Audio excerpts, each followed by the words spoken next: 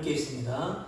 뱀을 집어올리며 무슨 독을 마실지라도 해를 받지 아니하며 병든 사람에게 손을 얹은즉 나으리라 하시더라. 아멘. 네, 할렐루야.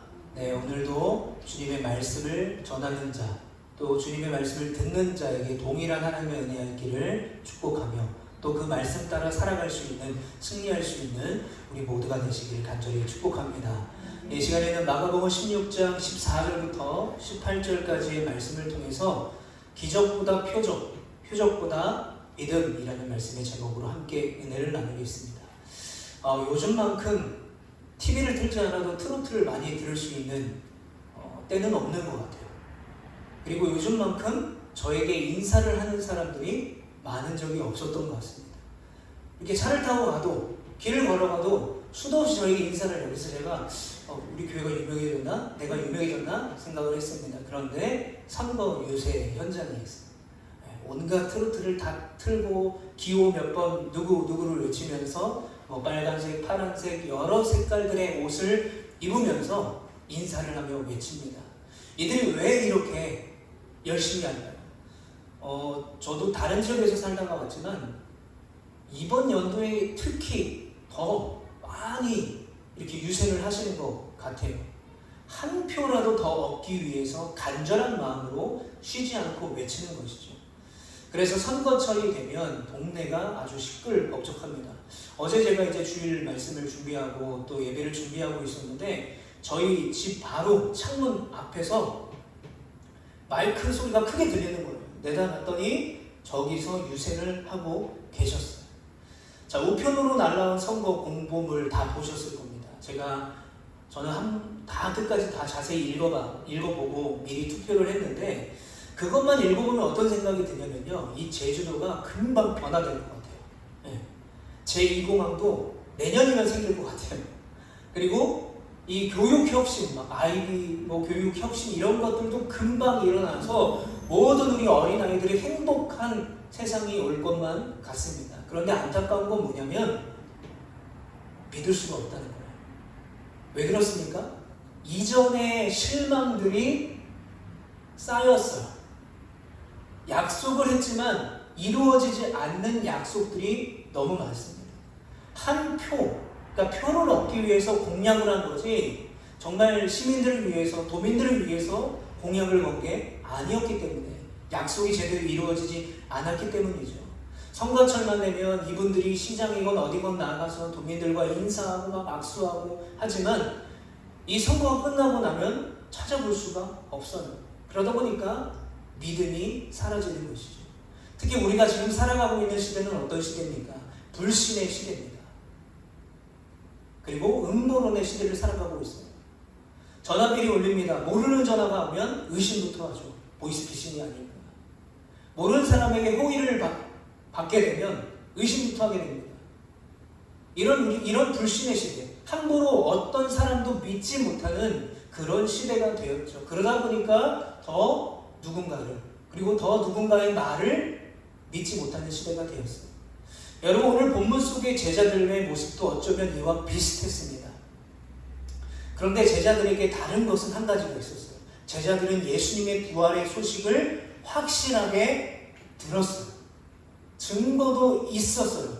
그런데 문제는 뭐냐면 막달라 마리아의 증언도 들었고 다른 제자들이 예수님이 살아났다는 소식을 들었지만 이들은 믿지 못했다는 거예요.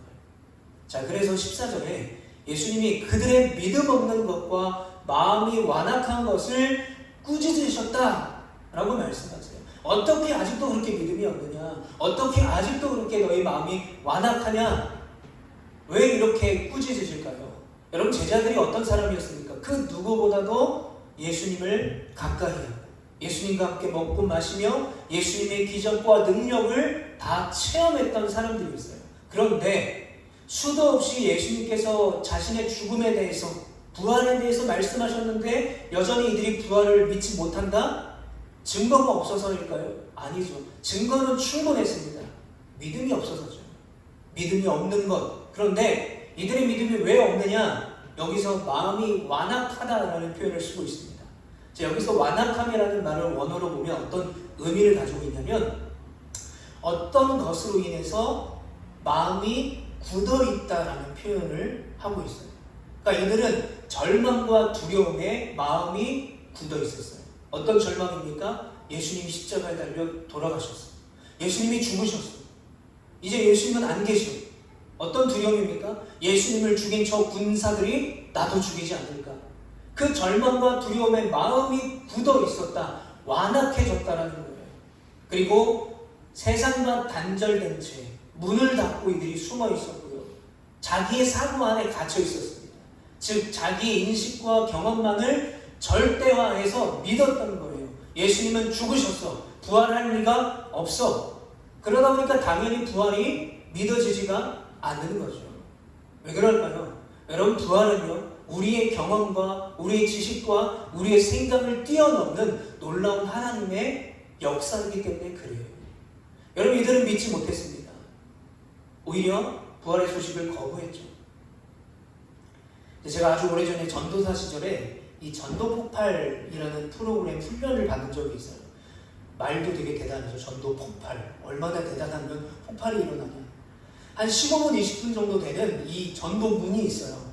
이거를 시험까지 가요. 시연도 해요. 그리고 제 사수 권사님이랑 이제 실습을 나갑니다. 목요일이었는데 제가 그때 유치부 사역자로 사역하고 있었는데 그 목요일만 되면 아침부터 마음이 불편해요. 또 전도 나가야 돼요. 왜냐면 무작위로 사람을 만나서 전도하는 거예요. 첫 질문이 뭐냐면 그냥 뭐 근황을 묻고 또 이런 아이스 브레이킹을 조금 하다가 단도직입적으로 이렇게 물어요. 오늘 밤 당신이 죽으면 천국에 갈 확신이 있으십니까? 없으십니까? 있다. 그러면 그거에 따른 또 전도문이 있고요. 없다. 그럼 없다에 따른 전도문이 쫙 있습니다. 그럼 그걸 외워가지고 그분에게 계속 하는 거죠. 근데 종종 전도를 하다 보면 이런 분들이 있어요. 저에게 하나님을 보여주면 제가 믿겠습니다. 제가 지금 이런 문제가 있는데, 이런 어려움이 있는데 이 문제를 해결해 주시면 제가 교회를 한번 다녀보겠습니다. 이렇게 복음의 위대한 진리를 깨닫지 못하는 사람들을 보면 참 안타까워요. 자, 그래서 예수님이 부활하신 후에 제자에게 나타났을 때 예수님의 마음도 그랬을 거예요. 아직도 믿지 못하는 제자들, 아직도 완악한 저들을 보며 안타까운 마음을 갖고 있었을 거예요. 아직도 자신의 눈으로 보이는 것을 믿고 아직도 자신이 경험한 것만 믿으려고 하는 그들의 어리석음에 안타까우셨던 거죠. 그래서 오늘 말씀을 통해서 우리가 함께 나누고 싶은 것은 이거예요. 기적보다 중요한 것은 하나님의 메시지가 담겨있는 표적이고요. 그 표적보다 더 중요한 것은 그 안에 담겨있는 하나님의 메시지를 믿는 믿음이라는 거예요. 그래서 오늘 말씀의 제목이 기적보다 표적, 표적보다 믿음입니다. 자, 이렇게 믿음이 없는 제자들을 책망하신 다음에 예수님은 그냥 가지 않습니다. 그냥 포기하지 아니하시고 그들에게 명령을 내리세요. 15절에 보면 또 이르시되 너희는 온 천하에 다니며 만민에게 복음을 전파하라. 아니, 지금 부활도 믿지 못하는데, 이렇게 믿음이 없는데, 이렇게 완악한데, 아니 이들이 어떻게 온 천하에 다니며 만민에게 복음을 전할 수 있겠습니까? 참 이해가 되지 않죠. 제가 중학교 2학년 여름 수련회 때 하나님을 처음 만났습니다. 그때 하나님을 만나서 정말 회개하며 눈물 콧물만 다 흘리면서 정말 열심히 기도했어요. 그러다가 이제 기도의 소강 상태가 됐을 때 이 하나님의 음성인지 제 마음의 생각인지 모르겠지만 이런 음성이 들려왔어요. 너는 나를 찬양하는 사람이 되라. 이런 확실한 비전을 저에게 주셨습니다. 근데 저는 그 이후에 그 비전을 이루기 위해서 뭘 해야 될지 사실 잘 몰랐어요. 그리고 노력하지도 않았어요. 구체적으로 뭘 노력하지도 않았어요. 그냥 늘 그랬던 대로 살아갔습니다. 어떻게든 되겠지라고 생각했던 것 같아요. 그래서 지금 가끔 이제 제가 그때를 회상해 보면, 야, 그렇게 부족하고 참 그렇게 대책 없던 내가 지금 이렇게 목사가 되어 있다는 것, 하나님을 찬양하는 사람이 진짜 되어 있다는 사실이 정말 신기할 때가 있습니다. 여러분, 오늘 제자들도 마찬가지입니다. 여전히 어리석어요. 여전히 믿음이 없어요. 여전히 완악합니다. 그런데 그런 제자들을 주님은 부활의 증인으로 부르고 계세요. 만민에게 복음을 전하라. 복음의 도구로 삼아주십니다. 자, 그런데 이렇게 믿음 없는 예수님의 제자들에게 복음을 전하라고 말씀하신 다음에 제자들에게 먼저 하신 말씀이 있는데 16절에 보면 구원에 대해서 말씀하세요. 구원. 여러분 구원은 뭘로 받게 되나요? 구원은 믿음으로 받죠. 그러니까 예수님이 이 이유부터 얘기하고 싶으신 것은, 말씀하고 싶으신 것은 믿음이었어요. 자, 16절을 보면 구원의 논리는 아주 간단하고 분명합니다. 믿고 세례를 받는 사람은 구원을 얻는다. 반대로 믿지 않는 사람은 정죄를 받는다. 제자들에게 믿음을 얘기하고 계신 거예요. 여기에 이제 순서가 중요합니다. 믿음이 먼저라는 거예요. 세례를 받는 것이 먼저가 아닙니다. 세례는요, 믿음을 드러내는 공적인 선언입니다. 이분이 세례를 받았다는 것은 이분이 예수 그리스도의 십자가의 구원을 믿는 사람입니다 라는 것을 교회적으로 선언하는 행위예요. 자, 이 세례라는 말을 헬라어로 보면 잠기다라는 뜻을 가지고 있습니다. 예, 저희 교단 같은 교회는 양식 세례라고 해서 이제 물을 살짝 머리에 이렇게 뿌리는데, 침례교나 뭐 다른 교단 같은 경우에는 이제 침례탕에 아예 몸을 담그는 경우가 있죠. 그래서 헬라어로 이 세례는 잠기다라는 의미를 갖고 있는데, 잠길 때에 내 자아가 죽는 거예요. 내 죄가 사라지는 것입니다. 그리고 잠겼던 그 물에서 다시 나올 때에 예수님과 함께, 그 부활하신 예수님과 함께 새 생명으로 살아나는 거예요. 그래서 세례를 다른 말로 그리스도와 연합한다 라는 의미를 사용합니다. 그리스도와 연합하기 위해서는 먼저 뭐가 필요합니까? 십자가의 구원의 은혜를 믿는 믿음이 먼저라는 거죠.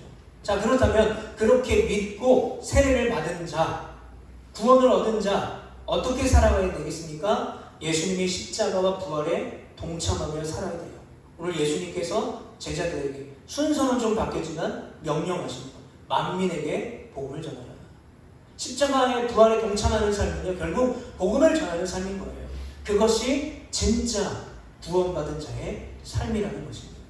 그래서 주님은 이 부활에 대해서 아직도 믿지 못하는 완악한 제자들에게 다시 한번 믿음을 강조하시면서 이렇게 말씀하세요. 믿는 자들에게는, 믿어야 된다는 거죠. 믿는 자들에게는 이런 표적이 따른다. 자, 여기서 중요한 것은 바로 믿는 자들이라는 말입니다. 믿는 자들에게, 단순히 교회를 다니는 사람들에게 아닙니다. 단순히 세례를 받은 사람들에게가 아니라 진짜 믿음을 가진 자들에게는 기적이 아니라 표적이 따른다고 말씀하세요. 주님은 여기서 믿는 자들에게 기적이 일어난다고 하지 않고 표적이라는 단어를 쓰고 있습니다. 자, 우리가 성경을, 복음서를 읽다 보면 이 기적이라는 말과 표적이라는 말이 혼용되어 있어요. 요한복음에서는 표적이라는 말만 쓰고요, 다른 복음서에는 기적이라는 말을 쓰는데, 어떻게 보면 성경에서는 비슷한 의미처럼 들려요. 그런데 정확한 구분을 해보면, 제가 이 설교문을 가지고 이제 재민아이한테 요 기적과 세례의 다른 점을 그려달라고 했더니 이게 애가 구글이라서 영어로밖에 안 해주더라고요. 기적은 뭐냐면요, 인간의 이성과 과학으로 설명할 수 없는 놀라운 현상입니다. 자, 그런데 기적의 한계는 뭐냐면요, 이성과 과학으로 설명할 때가 오면 더 이상 기적이 되지 않는다는 거예요. 자, 영어로 말하면 미라클, 원더라고 부르는데, 사람들의 반응은 이 기적을 보면 놀라요, 감탄해요, 때로는 그 기이한 현상에 두려워합니다. 그런데 기적은 거기까지예요. 기적은 사람을 놀라게는 하지만 그 사람을 변화시켜주지는 못해요. 그런데 여러분, 그 기적이 표적이 되는 순간 이야기는 완전히 달라집니다. 자, 표적을 헬라어로 말하면 세메이온이라고 말합니다. 이 표적은 단순히 어떤 기적 같은 기이한 현상이 아니라 그 기적 같은 현상 안에 사인이 담겨 있는 거예요. 어떤 의미가 담겨 있는 것입니다. 즉, 표적이라는 말은 복음의 진리를 드러내는 하나님의 메시지가 담겨 있는 거예요. 기적에는 그런 하나님의 메시지가 없어요. 그러니까 그 표적 안에서 하나님을 발견하게 되는 것이죠. 와, 놀랍다. 야, 진짜 대단하다. 끝. 이게 아니라 그 기적이라는 현상 안에서 십자가에 달려 우리를 구원하신 예수 그리스도를 바라보게 되는 것이 바로 표적이에요. 그래서 그 표적은 사람을 변화시켜요. 하나님을 바라보게 만듭니다. 자, 그래서 주님이 말씀하시는 거예요. 믿는 자들에게 이런 표적이 따른다는 거예요. 기적만 바라보는 믿음이 아니라 정말 하나님의 말씀, 하나님의 메시지를 바라보는 자들, 온전한 믿음을 갖고 있는 자들에게 표적이 따른다. 저 오늘 어린이 예배 때 이제 나아만 장군 이야기를 했는데, 이 나아만 장군에게 요구된 건 뭘까요? 요단강에서 7번 몸을 씻어야 돼요. 그 행위잖아요. 어떤 행위를 통해서 기적이 일어난다가 아니라 그 행위를 하기까지 나아만이 믿어야 된다는 거예요. 뭘 믿어야 됩니까? 자신이 살던 그 나라보다 더 보잘것없는 저 요단강, 실제로 성지순례를 가보면 요단강이 굉장히 작아요. 저 보잘것없고 더러운 요단강에 내가 몸을 씻어야 돼? 라는 생각을 내려놓고 믿어야 된다는 거예요. 믿음으로 7번을 씻어야 되는 거죠. 그러니까 믿는 자들에게 표적이 따르는 거죠. 그래서 왜 이 말씀을 주님이 하고 계십니까? 제자들의 상황이 이랬어요. 3년 동안 예수님을 따라다녔는데 예수님이 지금 십자가에 달려 돌아가시고 안 계시잖아요. 예수님을 따라다닐 때는요, 자신들이 뭔가 된 것처럼 보였어요. 뭔가 대단한 것처럼 여겨졌습니다. 그런데 예수님이 돌아가시자 이들은 다시 아무것도 아닌 존재가 되어버렸던 거죠. 그래서 이들은 다시 생업의 자리, 평범한 어부의 자리로 돌아갑니다. 그래서 같은 말씀을 하고 있는 요한복음 21장 3절에 보면 시몬 베드로가 나는 물고기 잡으러 가노라 하니 그들이 우리도 함께 가겠다 하고 나가서 배에 올랐으나 그날 밤에 아무것도 잡지 못하였더니.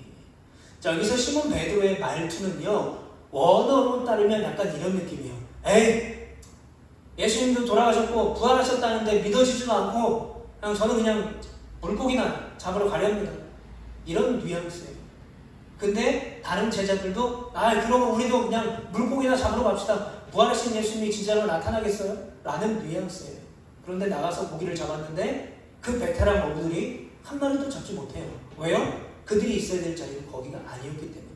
그래서 여기서 물고기를 잡으러 간다라는 말을 헬라어로 하면 휘파고 라는 말을 쓰고 있어요. 휘파고. 이건 뭐냐면 원래 내가 익숙한 나의 과거로 돌아간다는 거예요. 즉 원래 자신의 자리로 다시 돌아간다. 그러니까 부르심 이전의 삶으로 제자들이 완전히 돌아간다라는 그 의지를 담겨있는 말이에요. 원래 제자들은 사람을 낳는 어부로 부름받았죠. 그런데 다시 영적인 사명이 아니라 육적인 생존인 이 물고기를 잡는 일로 그들의 관심과 생각과 가치가 다 돌아갔다는 것을 뜻합니다. 즉 부활을 알아요. 부활의 소식을 들었어요. 그러나 부활의 증인으로 살아가기는 힘들었다는 것입니다. 왜요? 제대로 된 믿음이 없었기 때문에. 그런데 바로 그때 부활하신 주님이 제자들을 찾아온 거예요. 바로 그때 그렇게 말하고 물고기를 잡으러 간 아무것도 잡지 못한 베드로에게 주님이 나타나셔서 아침을 차려주시고 다시 한번 원천하의 복음을 전할 것을 명령하고 계신 거죠. 그 의미가 뭡니까?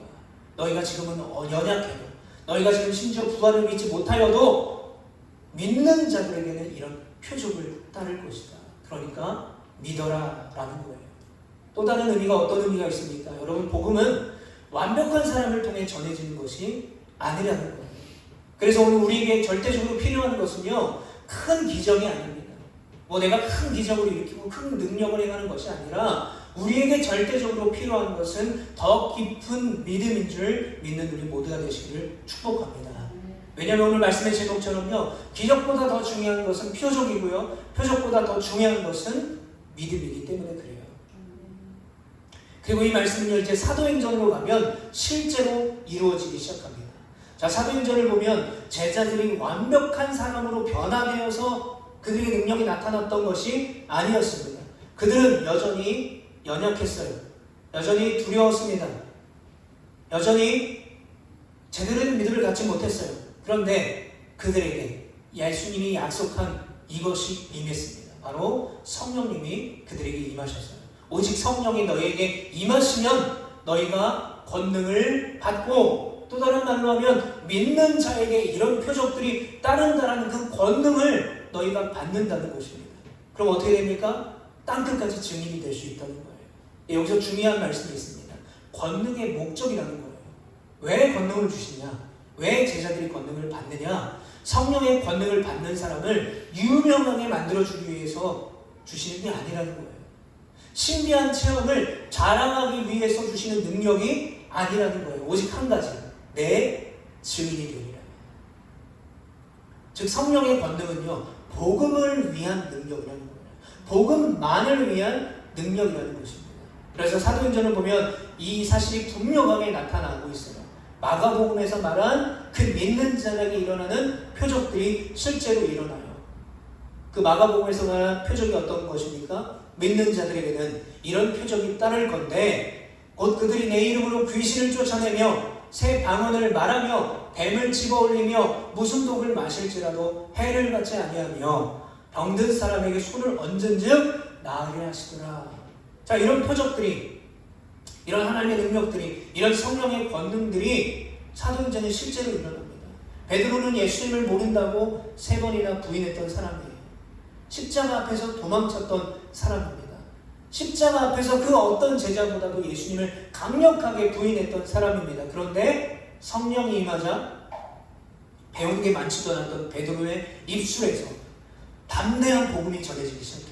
하루에 3,000명이 회개하게 됩니다. 또 귀신 들린 자의 귀신이 떠나고 병든 자가 일어나고 갇혀있던 감옥문이 열리게 되고 독사에게 물려도 아무런 해를 입지 않는 성령의 권능들이 실제로 일어나기 시작했다는 거예요.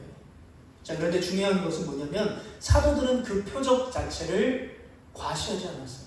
내 능력이다, 자랑하지 않았습니다. 언제나 그들이 일으킨 그 표적은요, 예수님을, 복음을 증거하는 방향으로 사용되어졌어요. 우리가 잘 알고 있는 이야기죠. 성전 미문 앞에 앉은 뱅이, 늘 거기서 구걸하는 앉은 뱅이. 한 번도 태어나서 그 성전 미문 앞에는 있지만, 그 휘황찬란한 아름다운 문 앞에는 있지만 더 아름다운 하나님의 영광이 있는 성전 안으로는 한 번도 들어가지 못한 앉은 뱅이가 일어났을 때도 사람들은 뭘 쳐다봅니까? 베드로를 쳐다봐요. 베드로와 요한을 쳐다봐요. 그런데 베드로가 뭐라고 말합니까? 왜 우리를 주목하느냐? 예수 그리스도의 이름이 이 그를 낫게 했다. 여러분, 이것이 바로 기적이 표적으로 되는 순간인 거예요. 나를 드러내는 것이 아니라 나에게 임한 성령의 권능, 그 복음의 능력을 나타내는 것이 바로 표적이 되는 순간이라는 것입니다. 그래서 표적은요, 사람에게 시선을 멈추게 하지 않아요. 표적은 예수님께 시선을 돌리게 하는 것입니다. 그런데 오늘날 이 교회가 조심해야 될 것이 있어요. 이 성령의 권능, 방언을 하고 통변을 하고 하는 것들을 이 능력의 과시로 사용하면 안 되는 거예요. 실제로 초대교회 가운데도 그런 변질들이 있었어요. 성령의 은사를 받았는데 너는 이걸 못 받았지? 라고 무시하고 성령의 은사를 자랑하고 마치 자기 능력처럼 포장하는 일들이 일어났던 거죠. 그러다 보니까 교회가 분열이 되고 사단의 유혹에 넘어갈 수밖에 없었던 거죠. 우리도 마찬가지입니다. 어떤 교회에 일어난 그 표적을 복음보다 앞설 수가 있어요. 그런데 성령의 역사의 핵심은 언제나 복음이라는 것입니다. 그래서 성령의 권능은 우리를 대단한 사람으로 만드는 것이 아니라 예수님의 증인이 되게 하시는 분이에요. 나는 연약하지만, 나는 권능이 없지만, 나는 대단하지 않지만 나에게 임한 성령의 권능을 통해서 나를 복음의 증인이 되게 하시는 것이죠.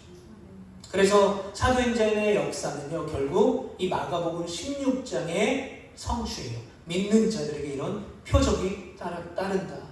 그 표적은 결국 성령의 권능 안에서 복음을 증거하는 도구가 되었던 것입니다.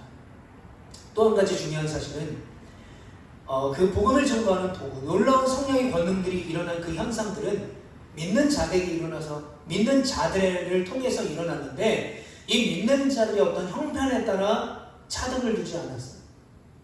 믿는 자들의 능력에 따라 크게 나타나거나 적게 나타나지 않았다는 거예요. 무슨 말입니까? 믿는 자들이 어떠함에 상관없이 성령님의 능력이 일어났던 거예요. 다른 말로 하면 그들에게 능력이 있었던 것이 아니었다는 거죠. 그들에게 임한 성령의 능력이 있었다는 거예요.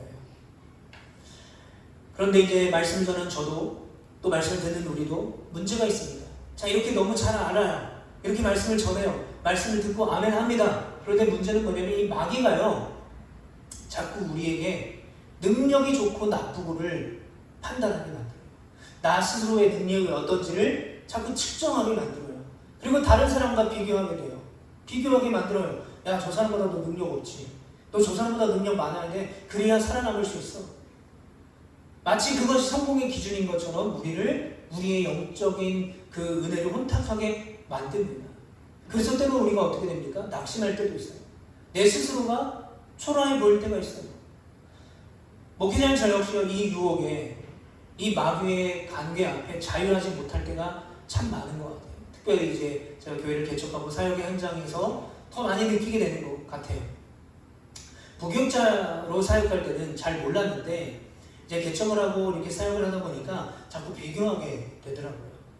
이 수많은 청년들이 모이는 집회를 인도하는 어떤 목회자 또는 어떤 교회 그 목회자, 젊은 목회자인데 그 목회자의 말씀을 듣기 위해서 막 울릉도에서도 막 오고 막 그러는 목회자들 보면서 이 SNS에 뭐 그런 분들의 어떤 짧은 은혜로운 막 설교들이 들리고 나오고 하는 모습을 보면 어느 순간 저도 그런 생각이 들 때가 있어요. 누군가는 이렇게 큰 무대에서 설교하고 누군가는 수많은 사람들이 환호와 박수를 받는데 나는 지금 편의점에서 물건을 정리하고 계산대에 서 있는 저의 모습이 초라해질 때가 있어요.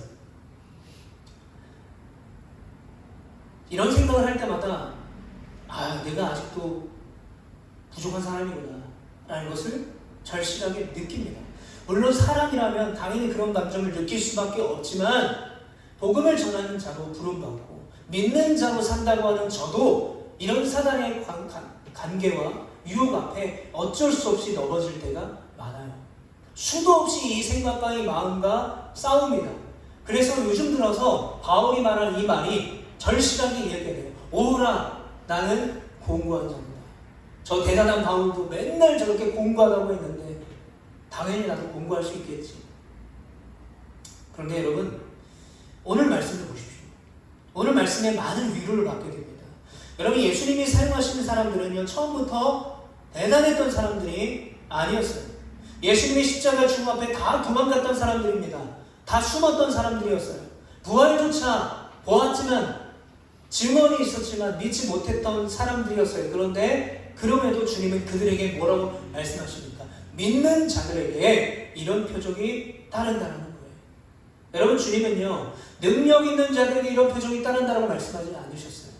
유명한 사람들에게 이런 표적이 따른다라고 말씀하지 않으셨고요. 성공한 자들에게 이런 표적이 따른다라고 말씀하지 않으셨다는 거예요. 바로 이 말씀이 우리에게 위로와 힘이 되는 말씀인 거예요. 나의 어떠함이 아니라, 나의 초라함이 아니라, 나의 부족함이 아니라 날마다 사단 마귀에게 넘어가고 또 지치고 낙심하는 내가 아니라 나의 믿음을 통해서 믿는 자들에게 나타나는 권능이라는 것입니다. 그래서 하나님께서는 우리의 형편을 보지 않고요, 우리의 믿음을 보세요. 우리의 결과보다 우리의 방향을 보시는 분이십니다. 세상이 볼 때는요, 아주 자꾸 초라해 보일 때가 있죠. 그런데 자꾸 초라해 보여도 믿음으로 복음을 붙들고 살아가는 사람을 사용하시는 분이 바로 주님임을 믿으시길 축복합니다. 그래서 사도행전을 보면 어떤 이야기가 나옵니까? 하나님이 사용하신 사람들은 다 불행 가운데 있었어요. 세상이 봤을 때 실패 가운데 있었어요. 감옥에 갇힌 사람을 사용하시고, 병든 사람을 사용하시고, 핍박받는 사람을 사용하셨어요. 어떻게 이런 연약한 사람을 사용하실 수 있었습니까? 바로 성령의 권능이에요. 성령의 능력이었습니다. 여러분, 여기도 이제 십자가가 달려있는데, 십자가는요, 그 당시에 이 고대 근동에서 가장 추악한 자들이 달리는 사형 틀에 불과했어요. 십자가는 당시 세상의 죄로 인해 버려진 나무 조각에 불과했습니다. 그런데 하나님께서는 그 십자가로, 그 십자가에 달려있는 예수 그리스도의 그 십자가의 은혜로 온 인류를 구원하셨어요. 그러므로 작아도 초라해도 주님의 손에 붙들리면 표적이 나타나는 거예요. 주님의 손에 붙들리면 연약해도 성령님의 권능이 나타나고요, 복음의 통로가 될 수 있음을 믿는 우리 모두가 되시길 축복합니다. 그래서 우리에게 필요한 것은요, 남들이 다 놀랄 만한 어떤 기적 같은 인생이 아니에요. 남들에게 자랑할 만한, 남들에게 칭송받을 만한 내 인생을 보여주는 것이 아닙니다. 하나님을 나타내며 복음을 전하는 삶이에요. 그리고 이 표적의 시작은요, 대단한 능력에서 시작되는 것이 아니라 바로 믿음에서 시작됨을 기억하시길 바랍니다. 여러분, 오늘도 하나님은 복음의 증인으로 살아갈 한 사람을 찾고 계십니다. 연약해도 끝까지 믿는 사람, 넘어져도 다시 복음을 붙드는 사람, 내 스스로를 초라하게 볼지라도 그럼에도 불구하고 여전히 예수님을 바라보는 사람을 찾고 계세요. 지금도 이곳에서 그 한 사람을 찾고 계십니다. 그 한 사람이 바로 내가 되기를 축복합니다. 그 한 사람이 바로 우리가 되기를 축복합니다. 왜 그럴까요? 기적보다 중요한 것은 표적입니다. 하나님의 메시지가 담겨있는 표적이죠. 근데 그 표적보다 더 중요한 것은 그 표적을 온전히 믿는 믿음이기 때문입니다. 여러분, 작아도 주님 손에 붙들리면 표적이 되고요, 능력이 됩니다.